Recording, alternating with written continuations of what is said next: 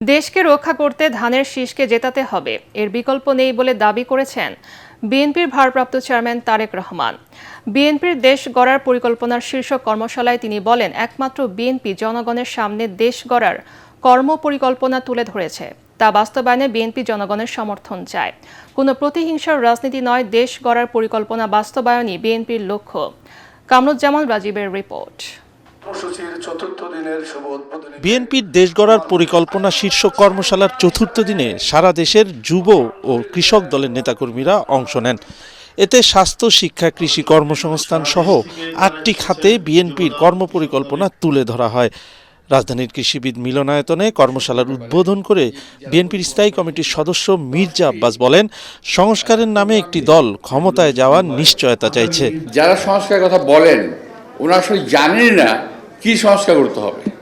এমন একটা সংস্কার করতে হবে যে সংস্কারটা করলে তারা ক্ষমতা যেতে পারবে। এতে ভার্চুয়ালি যুক্ত হয়ে তারেক রহমান বলেন, বিএনপি ভিন্ন মতের মানুষের অধিকার নিশ্চিত করবে, কারো মানবাধিকার যাতে লঙ্ঘিত না হয় তা নিশ্চিত করা হবে। সকল রাজনৈতিক ক্ষমতার অধিকারী হচ্ছে জনগণ। কাজেই আমরা আমাদেরটা বলবো, অন্যরা তাদেরটা বলবে।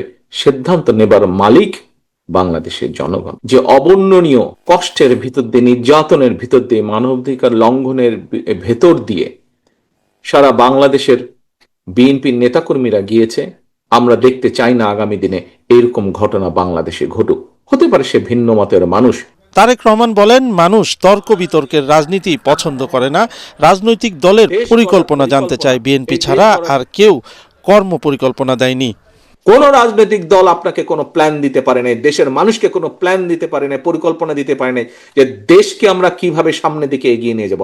একমাত্র বিএনপি আপনার দল দিয়েছে। এই দেশ গড়ার পরিকল্পনা শুধু পরিকল্পনার মধ্যে রাখলে হবে না। বাংলাদেশে বহু প্ল্যানিং হয়েছে, কিন্তু প্ল্যানিংই রয়ে গেছে। আমরা আমাদের প্ল্যানিংকে বাস্তবায়ন করতে চাই। বিএনপির দেশ গড়ার পরিকল্পনা বাস্তবায়নে নির্বাচনে ধানের শীষকে জেতানোর আহ্বান জানান তারেক রহমান।